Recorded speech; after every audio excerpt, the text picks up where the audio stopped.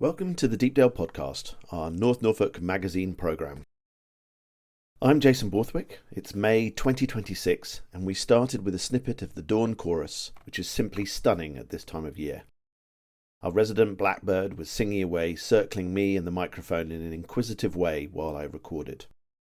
This month I'm talking to lots of North Norfolk artists. First up, we chat about North Norfolk Open Studios with 4 participating artists: Nell Dalton, Patricia Mullin, Kentid and Elliott. We chat about their art, their inspiration and what visitors can expect from visiting artist studios and exhibitions around the county in late May and early June. Then I chat with Nina Bilbey and Charlotte Howarth at Holcombe, 2 master stone carvers, about their Abraxas Academy, their inspiration, their journeys to become artists, and the incredible projects they have and are working on. May is a wonderful time to be in Norfolk. The wildlife is awakening. There are lots of events in the diary, including the Lynn Chadwick exhibition at Houghton Hall, the Norfolk and Norwich Festival, Robert Vinson live music gig in our brick barn on the 8th of May, the Hunstanton Fun Dog Show on the 8th of May, Shantymen Monday sessions at the Jolly Sailors, markets, and the Anne Boleyn Walk at Blickling. And there's so many more listed on our What's On guide on our website at deepdalecamping.co.uk/events. Really hope you enjoy the listen, and if you do, then we would love you to leave a review on your favourite podcast app or directory. You can find an ever-growing back catalogue of episodes with a whole host of interesting guests who love North Norfolk and know so much about this beautiful part of the world. Please let your friends and family know about this little slice of North Norfolk life.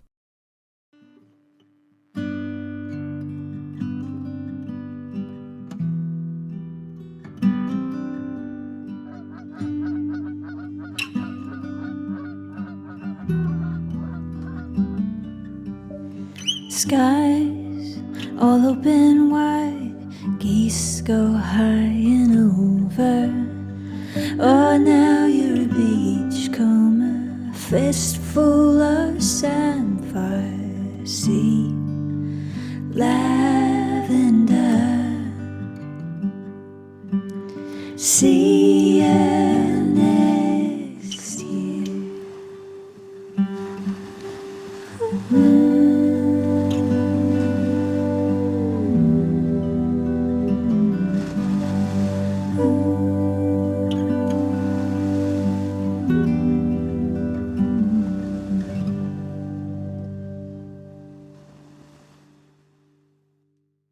Last year, I visited a few open studios around North Norfolk, and North Norfolk Open Studios is back very shortly, 23rd of May to the 7th of June.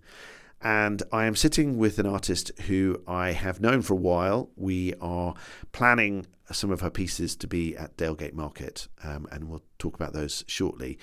But she has the most wonderful little studio here overlooking fields, and I'm going to get her to introduce herself and tell us a bit more about her art. So hello, welcome to Deepdale Podcast. Thank you, Jason. Thank you for coming here. So tell me, who are you and what sort of art do you do? I'm Nell Dalton and I carve. I have carved for many, many years for fun and for restoration jobs in the past, and it's something I can't help but do. And this is stone rather than wood? Originally it was wood because I was doing furniture restoration and it was naturally part of that. I've done various other things during my life but continue to carve fun pieces as well. About 12 years ago I had a go at stone carving because I needed to get more creativity back into my life.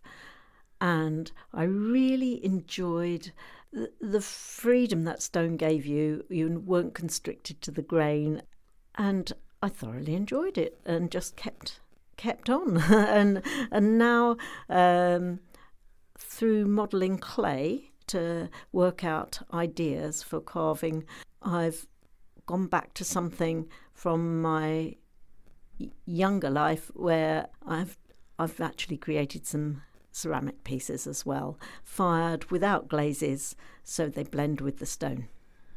Yeah, lovely. I'm looking at some of the pieces in the room here, and there's some stone carving, and there's some of the fired pieces.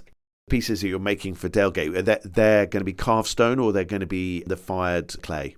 I think we've decided on the fired clay, haven't we? The small panels, because I could get more detail in, almost like cartoons of characters that echo the nature of the shops you have at Dalegate and the different aspects of North Norfolk life.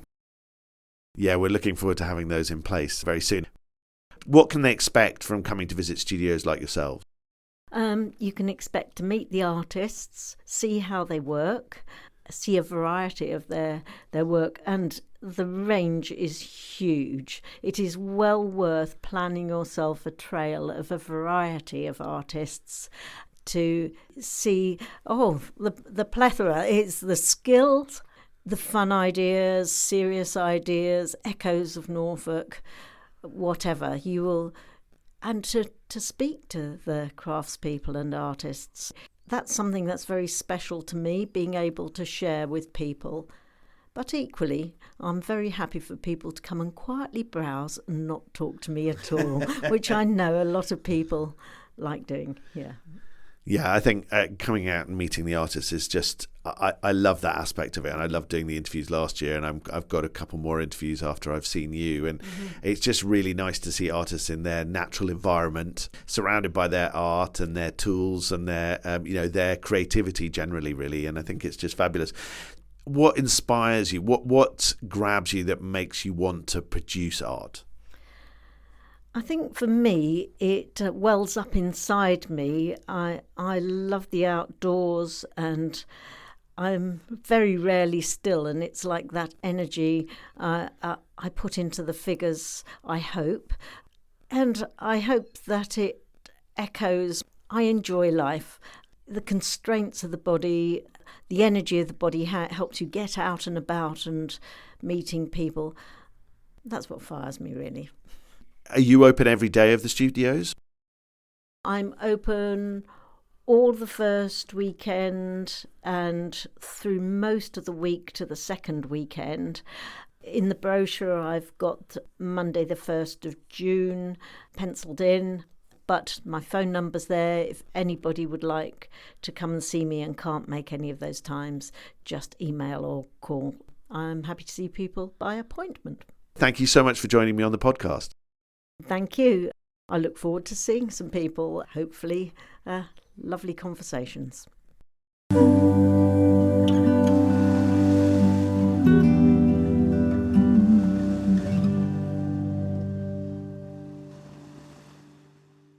In another artist studio, and I am in Ciderstone, and I'm surrounded by some very, very colourful art with a lady called Patricia, and she's going to introduce herself. So please tell me who you are and what sort of art you do.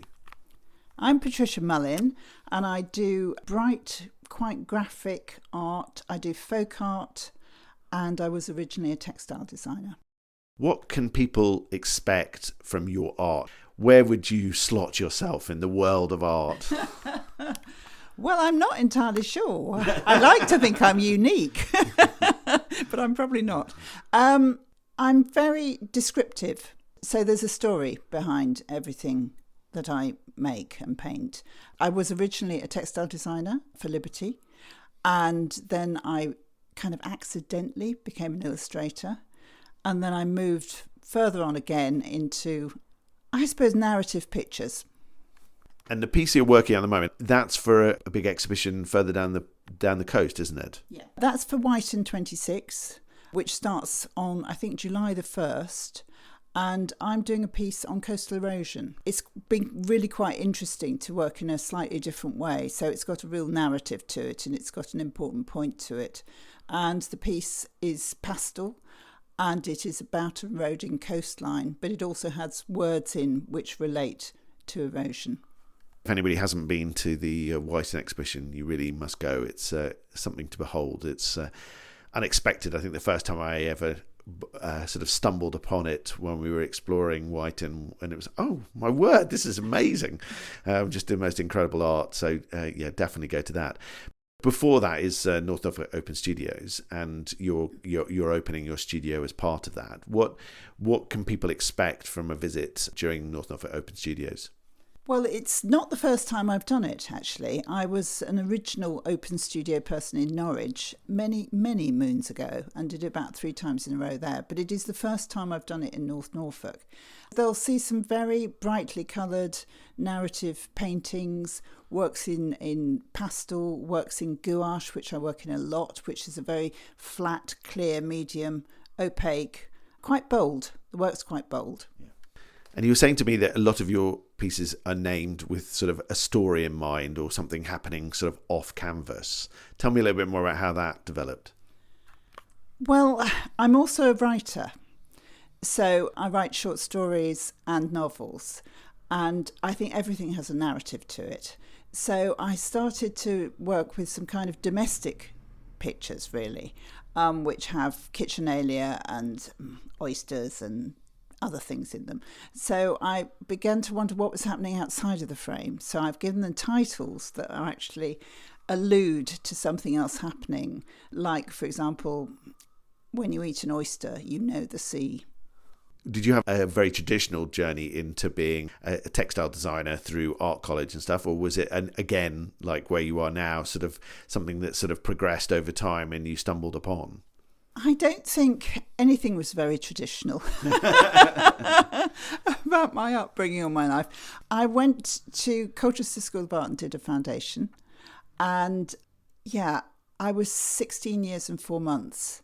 So I went convent school, art school. So that was interesting. Wow, that's, yeah, 2 different extremes. 2 very different extremes. So, and I loved Colchester, and it was a 2-year foundation at that point. And I had some wonderful, wonderful teachers, Philip Ardisoni and Richard Borden. And in those days, you were actually taught to draw, which I'm so thankful for having that background. Anyway, I then went on to the Central School of Art and Design to do applied textiles, which is now Central St Martin's. After I left Central, I got a job working for the silk buyer in Liberty as his assistant. And I had the idea that I'd one day get his job because he went to fabulous places like China and all over the world. Anyway, I probably thought he was quite old then, but it did dawn on me while I was working there that actually he probably got another 25 years to go. So I wasn't going to hang about. I resigned. What was then called personnel, I think, called me in and said, "Why are you resigning?" And I said, "Well, I want to go back to designing." And they said, "Bring in your portfolio." I then had an interview and was taken on by Liberty. And so that was that journey. I hope North Norfolk Open Studios is a fabulous experience for you. Again, I hope you get the piece finished for Whiten, despite the slightly tight deadline. Are you open every day during the North Norfolk Open Studios? No, I'm doing the 3 weekends, and I'm doing a day during the week, and that day changes for people who have work commitments. So 1 week's a Tuesday, the next one's a Wednesday, and the next one's a Thursday. So hopefully people can fit into those slots. If you haven't been to North Norfolk Open Studios before, you really need to come along. Thank you so much for being on the podcast, Patricia. We will look forward to seeing your studio open in a few weeks' time. Thanks very much. It's been great fun.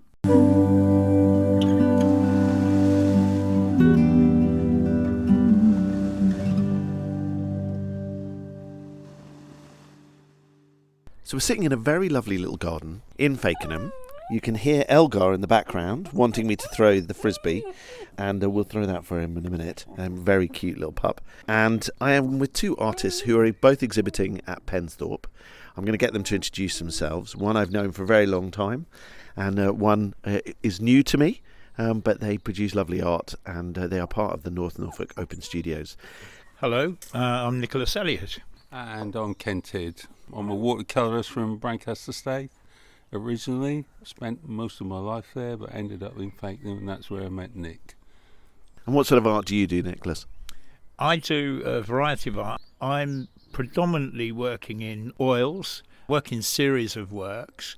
So, for example, I might do a series of landscapes, then I'll do a series of still life. But what I'm trying to do with my work is always push it forward, so that switching between one subject matter and another subject matter keeps me lively, it keeps me interested in what I'm doing, and I think it probably sharpens my observation as well. And you two met, you're both exhibiting together for the North Norfolk Open Studios. You met at the Fakenham Arts Festival, which we were just talking about earlier, saying, what a wonderful event that was with so many artists. And Ken, you were saying that you'd exhibited in a lawyer's. Each artist was allocated a venue, and so we didn't have a choice in that. And I was given Hayes and Store, and I had visions of maybe they won't be that keen about having artwork in the windows, when they kind of conduct their business. So I wasn't sure what to expect, but to be truthful, it was wonderful. They embraced the whole thing. They were very enthusiastic, very encouraging, and I really enjoyed my time there. And it became a successful week. And I shared it with two other artists, and they both said the same. A pleasant surprise, and I was really taken with the whole idea. So how did it come about that you two are going to be exhibiting together at Pensthorpe? Well, it was through the Fakenham Art Festival that we met each other. Ironically, Ken lives only about 3 minutes up the road from me. That was, I suppose, indicative of what was happening at the festival. It was bringing the community together. We got chatting. I exhibited, or have exhibited, at North Norfolk Open Studios quite regularly. I wondered whether Ken would want to join me, because we have different disciplines, and I think what we will have on show at Pensthorpe will be a fantastic variety of work. Ken does different subject matter in watercolour, and as I mentioned earlier, I have different subject matter in oils, so I think we complement each other, and any visitors will have a wide scope of work to look at.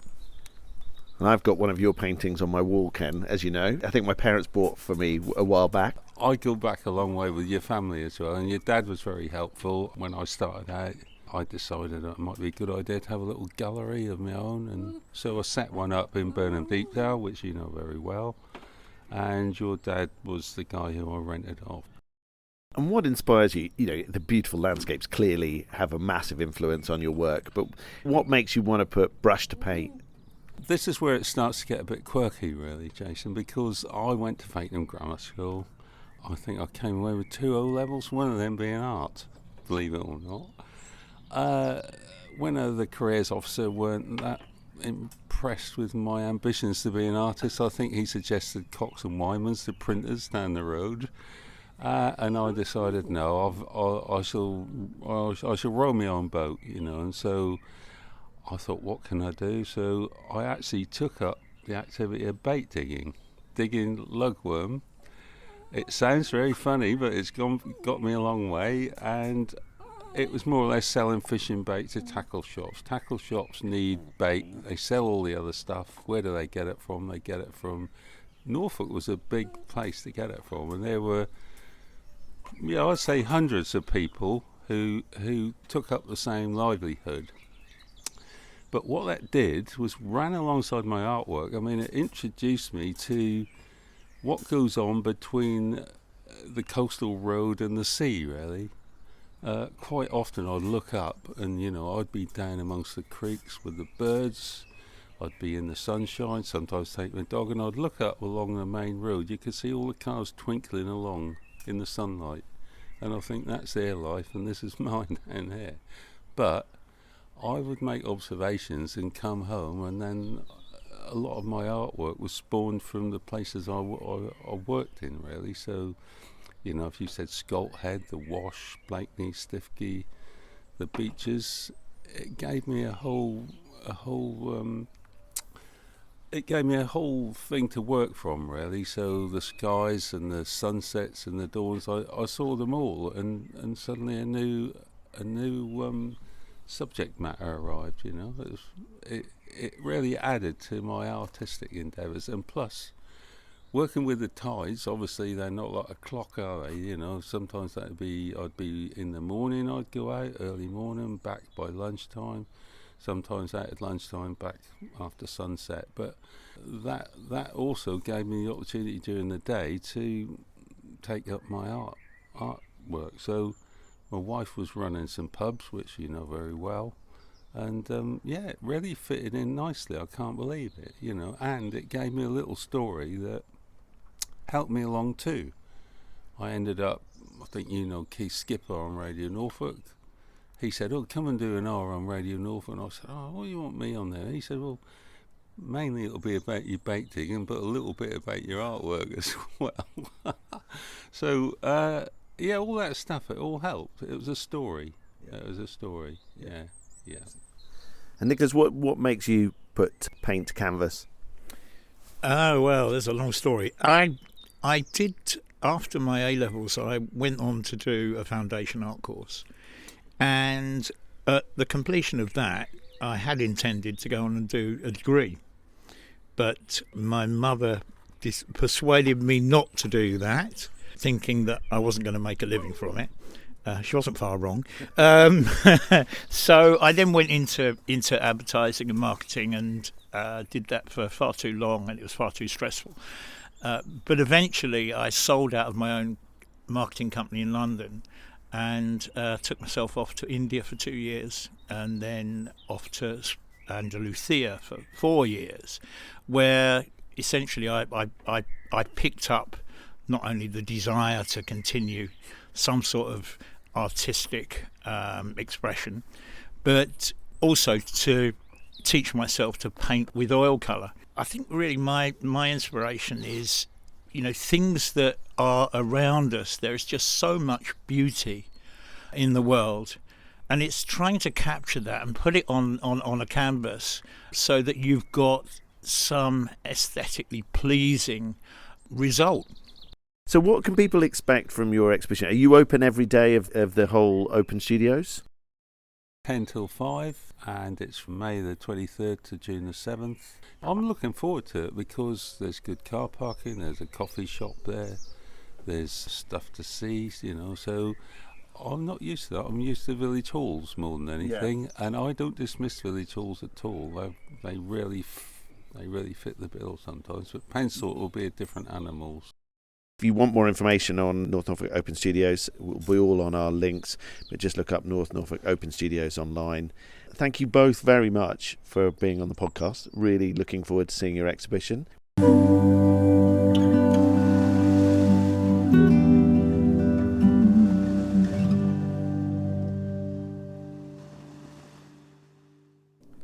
I'm Nina Bilbey. I'm a freelance stone carver and teacher. I'm Charlotte Howarth, and I'm a freelance letter carver and teacher. We are sitting in a lovely little studio. This is Nina's studio, and it is literally filled with pieces of stone in various stages of carving.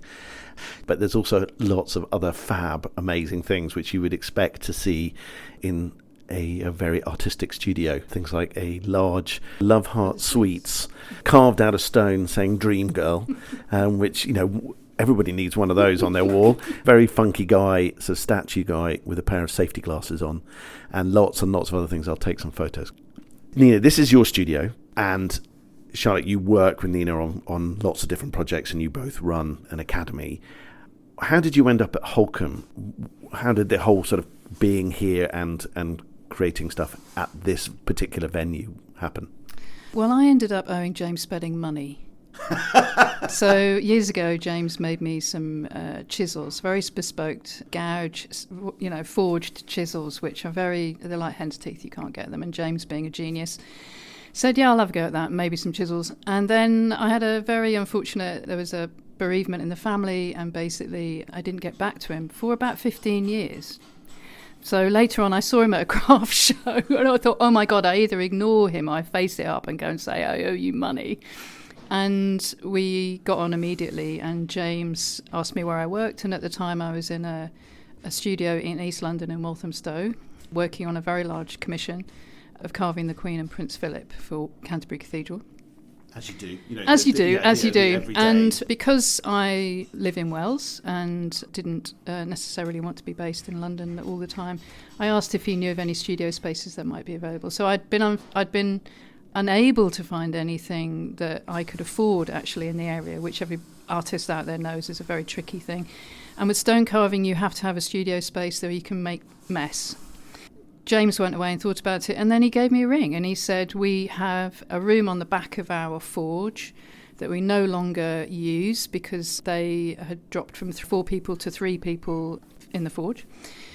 Come and have a look at it and see what you think. And I literally fell in love. I walked into the room and I thought, whatever I need to do, I'm going to end up working here, and I'm going to end up working next to Roger and James and Helen because I fell in love with them at the same time. So my studio is on the back of Holcombe Forge. It faces the kind of gentrified side, if you like. There's the lovely Monica Vinader, beautiful cut gardens and restored barns. And I'm this kind of interesting anomaly in the corner with bits of stone on pallets outside. And I can't tell you how happy I am. It's taken me, almost a career to find a studio as wonderful as this, in a situation as wonderful, on an estate as wonderful, and working with brilliant people next door, which is a constant inspiration. So Charlotte, you were quite quick to say, this is not my studio, this is Nina's. I'm just here kind of doing some bits and pieces. So where are you based? I'm based in Westacre, and I've had a home studio there for 25 years, and I love my home studio, but what I've realised is since me and Nina set up Abraxas Academy and we've worked more together, is there are times it's worth the drive to come over here and not be isolated by myself and enjoy the absolutely brilliant company of other makers and craftspeople and work on a few projects with Nina together. So over the years we've realised where our practices can come together and where our separate skills are, because although we both carve stone, we've both got very different skill sets with a sort of overlapping bit in the middle. I'm currently helping Nina do some carving. So in what I'm doing at the moment, Nina is definitely the master and I'm under her eye. It could flip if we were doing lettering. That's my skill, is lettering. It's just pull the face. Nina, what would you describe your specialism as being? Well, historically, throughout my very long career, I've been an architectural stone carver. So that means I replace decorative elements of large architectural buildings, things like the House of Parliament, Brighton Pavilion, Hereford Cathedral, various places. But as the years gone on, I've moved into more bespoke architectural detail for new pieces, if you like, for heritage buildings and world monument sites. So new statues or new replacement statues, perhaps they don't quite know what was there before, but they've got an idea of what was there before, and then I realise and design and install what could have been there before with research and archival information. I'm also a sculptor, so I also make sculptures in stone, and I also teach younger people, BAs and MAs, to carve stone in a very traditional way. So it's not much different than it would have been 200, 300 years ago. And that's how I was trained, and that's how I work, and that's how I pass on the skills, as does Charlotte. But in this studio at the moment, we are full of objects that are going to a very prestigious restoration project that are newly designed because they are so badly damaged nobody really knows what's there. And we're carving and are going to install them in about 2 months. So it's Temple Church off Fleet Street. It's a Knights Templar church, the first one in the UK, or one of the first ones in the UK. And it was consecrated in 1180. And since then, it's had multiple kind of restoration schemes to the point where, we're not sure who introduced what. So there might have been a restoration scheme in the 1400s and then the 1800s, and then it was hit in the Blitz. And so it's this kind of mishmash of restoration and reinterpretation. But the door itself, which is as important as Rochester Cathedral, there's a door in Rochester that's very similar age. It's one of the most important Romanesque doors in the country, but actually has had very little focal public attention other than Dan Brown in the Da Vinci Code, who uses it. And now finally the funds have been raised and the trust has been able to restore it to its former glory. I guess that's kind of part of what you do most of the time, is looking at what was there and trying to replace with something that's as authentic. Talking of the Knights Templar, I went to Malta and I love what they've done around Valletta with the way that they've kind of almost put a line and they've created the new walls and next to the old to try and kind of keep so they can actually sort of show this is new work, this is old work, but it gives you that feel of what it must have been like when it was a complete city, completely walled in. I think a colleague of mine often says like pointillism. You put new in, you restore some old, and you indicate what could have been there in a kind of overall holistic way, in a very cohesive. It's got to be harmonious. The restoration and the introduction view has to be done harmoniously across the building, and so it doesn't stick when you look at it. Your eye doesn't stick at something. So it's about an introduction of new objects. It's about toning in with shelter coated kind of like lime washes to kind of bring the new slightly toned down to blend in with the old, and then a conservation of the old and bringing it together so it works and has the impact that it would have been. Of course, it will never have the impact because most buildings of that age, etc., would have been highly decorated and painted colours, bright colours. We're sticking to stone. Yeah, it's a fascinating job. And Charlotte? So my specialism is lettering, hand-drawn, handmade letter forms, predominantly carved in stone, but I'll work in a broad range of materials: metal, wood, plastic. I've got good digital skills as well, so I sometimes digitise my letter forms, and once you can do that, you can output them to a whole range of different processes. Together, with James next door, we made the LGBT Armed Forces memorials, which was a brilliant collaboration, and I drew and digitised all the letter forms and made the structure of the letters fit together in a way that doesn't look forced, I hope.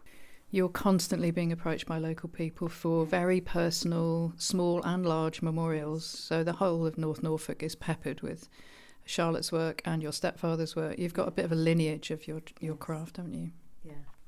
Yeah, so my work is predominantly memorials, but not exclusively, and quite a lot of, in the last sort of 5-10 years, quite a lot of work in cathedrals. St Paul's Cathedral I worked on.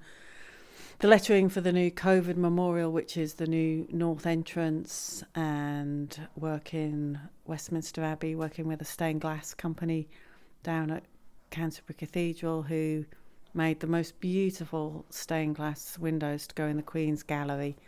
And there was I always say I'm a small part of a big project, and I designed all the lettering for the donor windows and went down and worked with the cathedral studios and helped them to produce the stained glass with my lettering and design skills. So it can be really varied. So stone is very central and letters are very central, but within that there's a real range of material possibilities because it's fundamentally about lettering and design.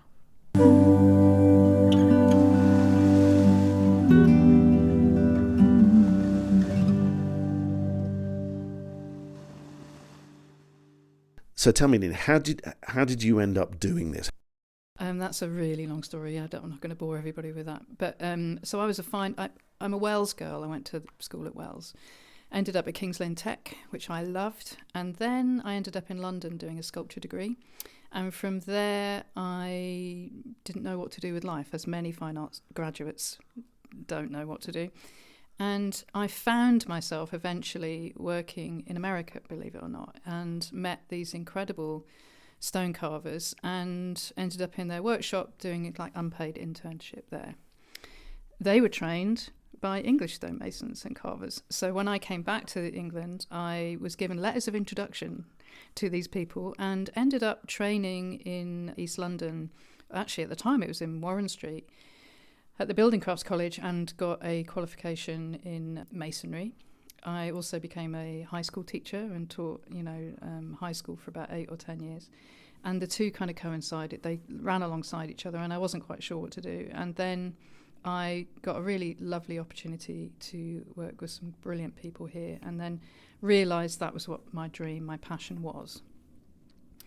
From there, it's been a very slow accumulation of jobs and reputation and, getting experience. And I think that 10,000 hours thing really does. It means a lot when you're carving stone. Later in life, I managed to go freelance. I got some really nice big commissions through sheer, being dogmatic and really going for it. And then it's been really organic, actually, a slow grow. It's not, when you think of Instagram and you look at kind of social media, you think people immediately spring out of their 20s and get into this incredible career. And I don't know anybody who's done that. Everybody's slowly, incrementally getting this experience. And that's what craft is about. It's about accumulating the skills to push yourself every time and then be slightly more ambitious. And you're slightly more ambitious every project, you end up having this really interesting portfolio which opens you up to other works. We are both certified master carvers. We're at that point in our careers where we can take on enormously prestigious projects. I think I'm a stone carver because I can't imagine doing anything else. My hands love it, my head loves it, and most of all, it's joyful every single day. So my heart definitely is stone, made of stone.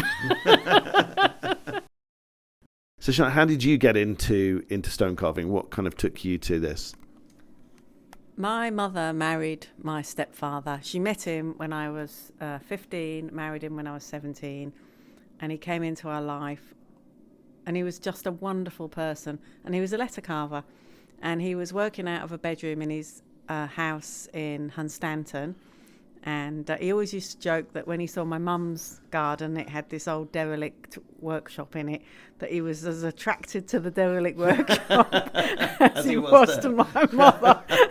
And I think many makers can understand that. And so he moved in and set a letter carving workshop up in Westacre. So, as a teenager, he was always there in my life. And he put a calligraphy pen in my hand when I was 16 or 17. And he showed me how to do calligraphy. And the minute that pen hit the paper, the blinkers went on and I became the biggest lettering nerd that you would ever meet for the next 35 years. And he taught me calligraphy. And I was doing, like Nina, I'm a Norfolk girl. I grew up in Westacre from the ages of 11, went to Norfolk Tech, which I don't think it's called Tech anymore, Norfolk College of Arts, it used to be. And we had the same tutors. Just by chance, I had the most amazing art teacher who was a very well-known calligrapher. And so I did an A-level in calligraphy. I'm the only person I've ever met that did an A-level in art and calligraphy. And he was a brilliant inspiration early on with my stepfather. And my stepfather had an assistant at the time called Susan Taylor. And she said these magic words, I'll never forget them. She said, Charlotte, why don't you apply to do the lettering course at City and Guilds? They'll take anybody. And they did. And so I then went on to study lettering at the City and Guilds of London Art School and was introduced a little bit more to stone carving. I did a bit of letter carving with my stepfather. And after college, I worked for Richard Kindersley, who he died late last year, but he was one of the most influential lettering artists, carvers that the UK has had. And it just was a brilliant training. And so that was really how I got into letters. Letters have always been my passion, but with lettering comes the use of stone, because predominantly you make a living through carving stone, memorials, headstones, and that's all I've ever done. I've worked for a number of different people. I worked for a sculptor in Ireland for 5 years. He did a lot of big figurative carvings that I would just tip around the edges on, but I got a real feel for stone in Ireland. I always think the thing about carving letters is it's very 2D and shallow, so I then had this other introduction to stone as a more malleable material, not a piece of paper. I moved back to Norfolk in 2000 and took my stepfather's workshop over in Westacre and just started building up my practice, getting more commissions, and like Nina says, we met. And I think fundamentally we like each other and we enjoy each other's company and we have a really fun, joyful relationship working together. And it just felt too good not to do something more lasting, I think, together, really. So it was never planned to create Abraxas Academy. As Nina said, it's evolved very organically. We don't have any specific direction or anything, but What we do love is we both love our work. We're incredibly passionate about what we do, but we also love passing it on. I always feel about my skills that they're not mine, but they've been entrusted to me, and I have a responsibility to make sure that they don't die with me, that they are passed on.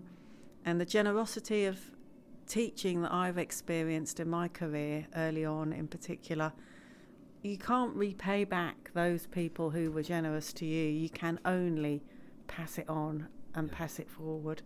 And I think we both have that feeling of the necessity of, these skills are so hard won. And in a way we take them for granted, don't we? We know how to knock stone around, we know how to cut an edge, we know how to make a bit of flat.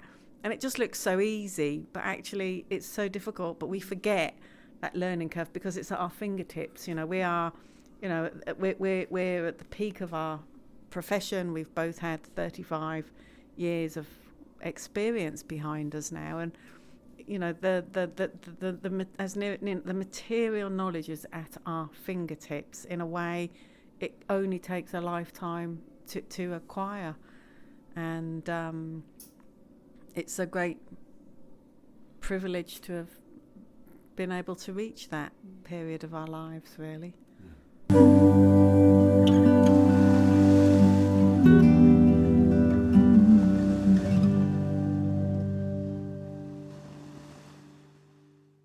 Where did the name of the academy come from? Well, I thought it's got to be A, isn't it? It's got to be, A, B, C, D. It's got to be at the beginning of the alphabet, hasn't it? So I opened up an architectural historic dictionary, and basically an Abraxas object. Well, there's the god Abraxas, who is a bit of a shapeshifter. But in Greece, Charlotte did a brilliant Churchill fellowship and went and studied in Italy and Greece, looking at letters and Trajan alphabet. Near the Acropolis and around that area, they often find small carved tokens with letters in. And they were offerings or votives for promises or wishes, a little bit like you'd find at Walsingham. You'll find a foot or an arm, depending if somebody's got a bad leg. You'd go and you'd put this with an offering and wish for the divine to intervene and, make somebody better, or, prosperity, or, a new wife, or whatever you want. And it just felt right. Like an Abraxas of it, we are offering, we both produce artifacts, etc., that I hope give people joy. And, it just felt right. If people want to know more about you guys individually as stone carvers and lettering, or about the courses that you offer, where do they find more information? We have a website, abraxasacademy.com. Oh, I get it wrong every time. abraxasacademy.co.uk. Or you can look us up individually as individual makers. We have our own webs, Charlotte Howarth, Nina Bilbey. In terms of the courses, are they short courses? Are they sort of long, kind of, year-long courses? What sort of options are there? Well, we're actually in development of that. At the minute, we're running sort of short courses, so 2 to 3 days maximum courses. But we are just in negotiation with Holcomb, actually, I'm sure they won't mind me saying this, of renting another space here to run slightly longer courses, so it's much more space and it's got a lot more opportunity to do more intense courses. And I know Charlotte's very keen to run things like on gilding and painted letters, memorial making. I'd like to do, we're going to do model making, etc., maquette building, stone carving, lots and lots of different types. So that's actually in the pipeline, and we should take receipt of the workshop in the next few weeks, which is brilliant. And it's also brilliant to be centred here on the estate. We run our own podcast. It's very nerdy. It is the Stone Carving and Lettering Takeaway. It's a real professional-based content, but if people are interested in it, they can definitely give us a listen. Thank you for inviting me to your workshop. Really lovely to be here. I will definitely have to take some photos because there's so many wonderful things to look at in this place. I'm very impressed with Charlotte being able to tolerate it, because her workshop is so clean and so ordered. She knows where everything is, and she walks in here, and basically it's the mind of a hoarder. I'm a medieval hoarder made real.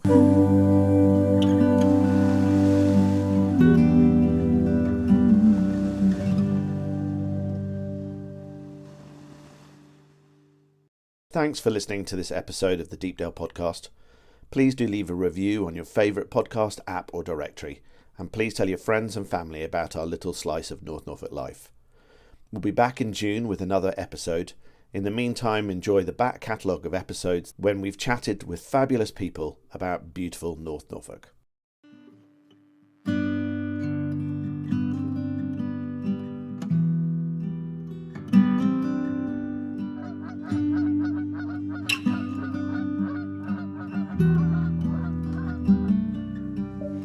Skies all open wide, geese go high and over. Oh, now you're a beachcomber, fistful of samphire, sea, lavender. See you next year.